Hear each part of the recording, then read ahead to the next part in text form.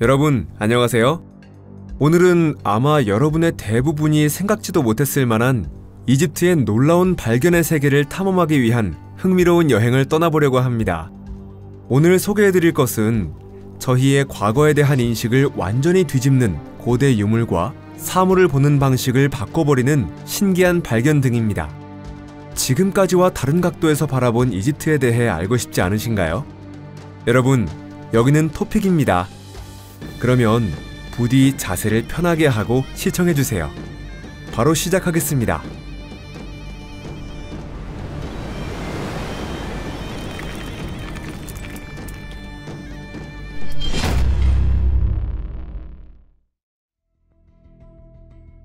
황금 미라 계곡. 1996년 이집트에서 중대한 고고학적 발견이 있었습니다. 바하리아 오아시스에서 황금 미라의 계곡이 발견된 것입니다. 그곳에서 259 이상의 미라가 발견되었는데 이 발견의 어떤 점이 흥미롭길래 저희 특집에 선정된 것일까요? 이 발견이 고고학계에서 큰 화제가 된 것은 수수께끼를 밝혀내기 위해 발견된 미라를 연구원이 조사하기 시작했을 때였습니다. 조사 과정에서 장기를 보존하는 용기와 장례를 위한 조각상 등 다양한 유물이 발견된 것 외에 고대 의식의 흔적이 발견되어 고대 이집트의 삶과 죽음에 대해 새로운 시각을 갖게 되었습니다. 이 미라들은 기원 후 1세기부터 4세기까지의 것인데 이 미라가 신기한 것은 각각 황금 마스크나 그 외에 화려한 옥장식으로 꾸며져 있었기 때문입니다. 이 마스크는 미라의 얼굴 전체를 감싸고 있던 것인데 신성함과 영원한 생명을 상징하고 있습니다. 당연하게도 이 유적은 지난 수십 년간 가장 인상에 남는 발견 중 하나가 되었는데 이 연구는 오늘날까지도 이어져 고대 이집트인들의 생활에 대한 새로운 측면들이 계속해서 밝혀지고 있습니다. 사라카의 마야 무덤. 사라카 네크로폴리스에 있는 마야의 무덤은 이집트 고고학 역사상 가장 흥미롭고 수수께끼 가득한 발견 중 하나입니다. 2018년에 고고학자 팀이 희귀한 무덤을 발견했는데 그곳에 투탕카멘 왕의 궁정을 섬겼던 고위 관리 마야가 매장되어 있었습니다. 마야는 파라오의 측근이었을 뿐만 아니라 주군에게 충실한 보물 관리인이었으며 국고를 관리하는 몸이었습니다. 그의 높은 지위는 그 웅장한 무덤에서 엿볼 수 있으며 무덤의 벽에는 완벽하게 보존된 부조 조각과 선명한 프레스코 화가 장식되어 있었습니다. 그곳에는 마야와 그 측근의 생활 모습이 묘사되어 있었는데 당시 고위 관리들의 생활과 관습에 대해 다른 곳에서 볼 수 없는 시점에서 비추어주고 있었습니다. 무덤 내부에는 조각, 석관, 일용품 등 많은 유물이 남겨져 있었습니다. 특히 흥미로운 것은 중앙 쪽인데 그곳에서 마야와 그 가족의 유해가 발견되었습니다. 이것은 이런 무덤으로서는 흔하지 않은 일입니다. 이 문화유산은 마야의 높은 지위를 뒷받침해주는 근거일 뿐만 아니라 투탕카멘 시대의 연구에 있어 새로운 지평을 열었고 그 덕분에 역사가들은 고대 이집트의 사회 구조나 신앙을 보다 더 깊이 이해할 수 있게 되었습니다. 누비아의 피라미드. 현재 수단에 있는 누비아의 피라미드는 아주 인상적이면서도 그렇게 알려지지 않은 고대 세계의 건축물 중 하나입니다. 기자에 있는 유명한 자매와는 다르게 이 피라미드는 독특한 양식을 갖고 있고 그 크기도 특별합니다. 이 피라미드는 쿠시 왕국 시대에 건설되었고 누비아 왕국의 왕과 귀족들의 매장 장소로 사용되었습니다. 이 피라미드는 왜 이번 영상에 선정된 것일까요? 200개 이상 존재하는 누비아의 피라미드는 그 건축 양식에 특징이 있습니다. 이 피라미드는 이집트의 피라미드보다 훨씬 경사가 급해 정상이 뾰족하며 대부분의 경우 기초 부분에 작은 신전이 있습니다. 이 피라미드들은 수세기에 걸쳐 이 지역을 지배하였던 강대한 쿠시 왕국의 상징입니다. 누비아의 피라미드는 중요한 역사적 의미가 있음에도 불구하고 오랜 시간 동안 이집트 피라미드의 그림자에 가려져 있었습니다. 기자의 지하 터널. 유명한 피라미드가 있는 기자 대지의 아래에는 지하 터널과 동굴로 이루어진 광대한 네트워크가 숨겨져 있습니다. 이런 고대 통로의 대부분은 조사가 이루어지지 않아서 고고학 분야에서 가장 수수께끼의 발견 중 하나가 되고 있습니다. 연구자들의 추측에 의하면 이런 터널은 고대 이집트의 의식과 관계된 신성한 통로였을 가능성이 있지만 재물의 이동이나 보관에 사용되었을 가능성도 있다고 합니다. 고고학자와 고고학 애호가들에게 특히 주목받는 것은 쿠프 피라미드 아래에 있던 터널과 동굴입니다. 몇몇 연구에 의하면 아직 발견되지 않은 채 숨겨져 있는 방이 존재하고 있을 가능성이 있고 그곳에서는 중요한 유물과 피라미드의 설비에 대한 새로운 정보가 발견될 수도 있다고 합니다. 수많은 연구가 이루어지고 있음에도 불구하고 이런 지하 구조물의 정확한 용도는 아직 수수께끼입니다.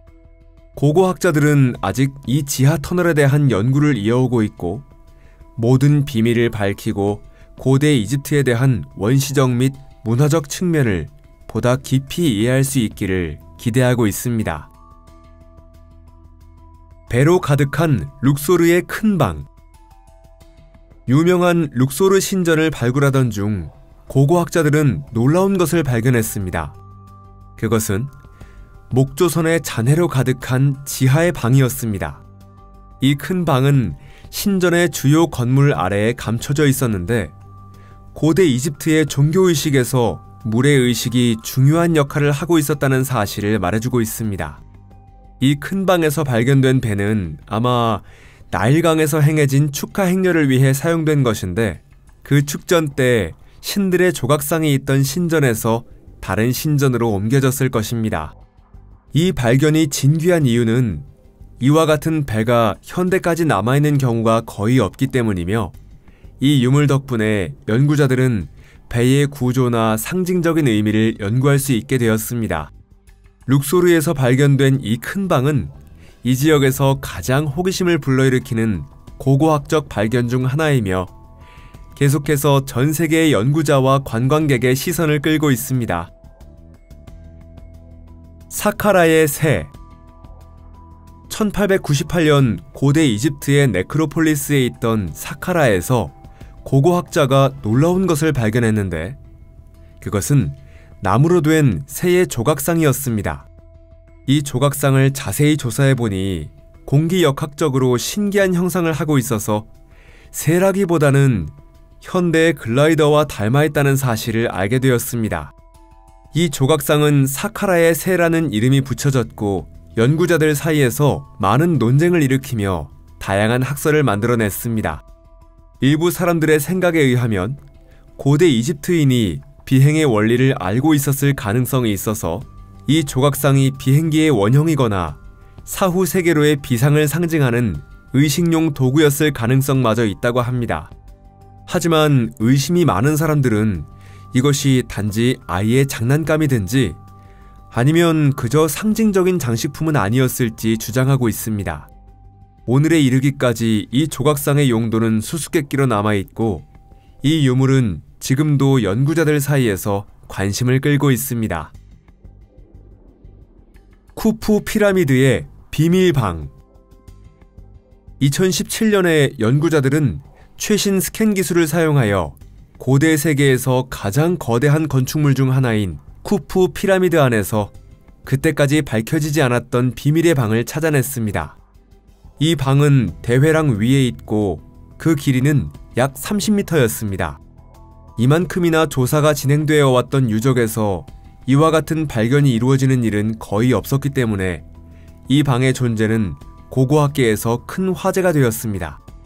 이 방의 사용 목적과 역할은 아직 밝혀지지 않았습니다.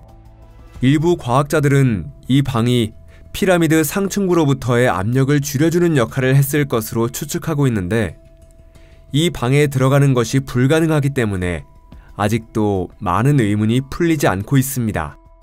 어쩌면 이 방은 지금까지 알려지지 않았던 의식의 일부일 수도 있고, 아니면 아직 발견되지 않은 중요한 유물을 숨겨놓기 위한 장소였을지도 모릅니다. 이 비밀방의 발견에 의해 명백해진 것은 피라미드가 오랜 시간이 지난 건축물이며 이미 상세하게 연구되었음에도 불구하고 많은 비밀이 아직 그 안에 숨겨져 있으며, 이에 따라 고대 이집트 문명에 대한 우리의 이해가 바뀌어 버릴지도 모른다는 것입니다. 황금의 혀를 가진 새로운 미라. 고대 이집트라고 하면 장엄한 피라미드나 신비한 의식이 떠오르지만, 이에 더해 고고학자가 아주 놀라운 것을 발견했습니다. 2022년 이집트 북부 케스나의 네크로폴리스에서 미라가 발견되었는데, 그 입속에 황금의 혀가 있었던 것입니다. 이것은 대체 무엇일까요? 고대 이집트인들은 왜 죽은 사람의 입속에 황금 유물을 넣어둔 것일까요? 이 황금의 혀는 사후 세계에서 고인에게 말하는 능력을 부여하기 위한 것으로, 영혼이 죽은 자의 신인 오시리스를 시작으로 여러 신들과 교신할 수 있도록 하기 위한 것이라 여겨지고 있습니다. 하지만 이 관습에 그 이상의 의미가 있을 가능성은 없을까요? 이 고대 풍습에 어떤 수수께끼가 숨겨져 있는 것일까요? 어쩌면 이집트인은 황금의 혀를 통해 특별한 능력을 얻을 수 있다고 믿고 있었거나, 또는 죽은 자의 세계에서 금지된 무언가에 접근할 수 있을 것으로 생각했을지도 모릅니다. 미라화. 고대 이집트를 상상해 보시길 바랍니다. 그곳은 파라오와 위대한 신비의 나라이며 누구나 영원한 생명을 얻기를 갈망하고 있습니다. 이집트인이 불사를 얻기 위한 것으로 가장 신비하고 중요한 전통 중 하나가 미라화입니다. 그런데 시신이 거의 완벽한 상태로 보존될 수 있는 것은 대체 무엇 때문일까요? 그 주요 비밀 중 하나는 나트론입니다. 이것은 소다와 소금의 천연 혼합물인데, 이집트인은 소금 호수에서 이것을 채취하고 있었습니다. 그런데 왜 나트론이었을까요? 사실 이 기적의 광물은 특별한 성질을 갖고 있습니다. 다시 말하면 이 물질은 몸의 조직에서 수분을 제거함으로써 부패를 방지하고 육체를 거의 영원한 것처럼 변화시켜준 것입니다. 미라화의 공정은 먼저 시신을 잘 씻고 내부 장기를 빼낸 뒤 그것을 카노푸스의 단지라는 특별한 용기에 담는 것으로 시작합니다. 그 후 시신을 나트론 안에 몇 주 동안 담가 놓습니다. 이 단계가 가장 중요한데, 나트론이 신체를 미라로 바꾸고 영원히 맞이할 수 있도록 해주는 것입니다. 하지만 이 미라화는 단지 물리적인 과정일 뿐만 아니라 깊은 상징성이 담긴 의식이기도 하였습니다. 고인의 영혼이 사후 세계에서 평안을 얻을 수 있도록 각 과정은 기도와 의식이 함께 이루어졌습니다. 나트론이 마치 눈에 보이지 않는 수호자와 같이 죽은 자의 평안을 지켜주고 그 육체를 영원히 보존해주는 모습을 상상해 주시길 바랍니다.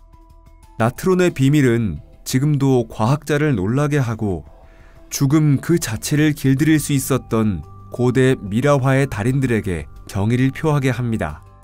이 영상을 재미있게 봐주셨다면 부디 좋아요를 눌러주시고 SNS에 영상을 공유해 주시길 바랍니다. 여러분, 시청해 주셔서 감사합니다. 그러면 곧 다시 만나요. 안녕히 계세요.